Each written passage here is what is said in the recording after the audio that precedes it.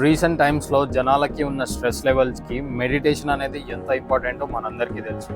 కానీ మెడిటేషన్ అనగానే అందరికీ అది ఎంతో కాంప్లెక్స్, అది మనకు అర్థం కాదు అని అనుకుంటారు.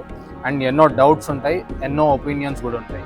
ఈరోజు మనం మెడిటేషన్కి రిలేటెడ్ ఇన్ఫర్మేషన్ మొత్తం తెలుసుకుందాం. నెంబర్ 1 ఏంటంటే, మనం చేసే మెడిటేషన్, మనం అంటే కామన్ పీపుల్, మనం చేసే మెడిటేషన్ వేరు. అండ్ ఎవరైతే దీనికే లైఫ్ డెడికేట్ చేశారో, లైక్ సేజెస్ కానీ స్పిరిచువల్ గురూస్ కానీ, వీళ్ళు చేసే మెడిటేషన్ ఇస్ డిఫరెంట్.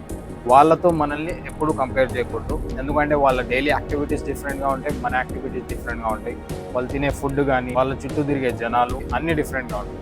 మన లైఫ్ స్టైల్కి తగ్గట్టు మనం చేయాలి. నెంబర్ 2 వచ్చేసి, అసలు మనం చేసే మెడిటేషన్ ఎలా ఉండాలి, మెడిటేషన్ అంటే ఏంటి. లెట్స్ సే మీరు ఒక వర్కింగ్ ప్రొఫెషనల్ అయితే, మీరు ఒక ఫ్యామిలీని మెయింటైన్ చేస్తున్నట్టయితే మీకు ఒక 100 ఆలోచనలు ఉంటాయి.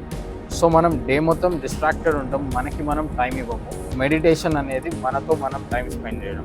మీకున్న 100 ఆలోచనలు ర్యాండమ్గా మీ ఆఫీస్ గురించి ఆలోచించడం, ఫ్యామిలీ గురించి, ఈ 100 ఆలోచనల్లో ఈ ఆలోచనలు ఉంటాయి. సో మనం ఒక 10 మినిట్స్ నుంచి హాఫ్ అన్ అవర్ వరకు పక్కకు తీసుకొని ఒక పాయింట్ మీద ఫోకస్ చేయడం అనేది మెడిటేషన్. నెంబర్ 3, దీన్ని ఎఫెక్టివ్గా ఎలా చేయాలి.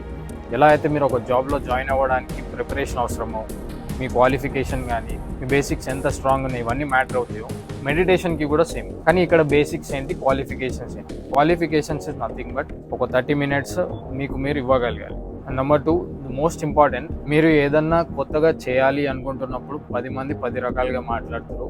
దాన్ని మీరు పట్టించుకోకుండా ఉండగలిగితేనే ఇట్లాంటివి స్టార్ట్ చేయండి. వారం రోజులు ప్రాక్టీస్ చేసి వాళ్ళు ఎవరో ఏదో అన్నారని మీరు ఆపేస్తే చేయకండి. నెంబర్ 3 వచ్చేసి ప్రాక్టీసింగ్ యోగా.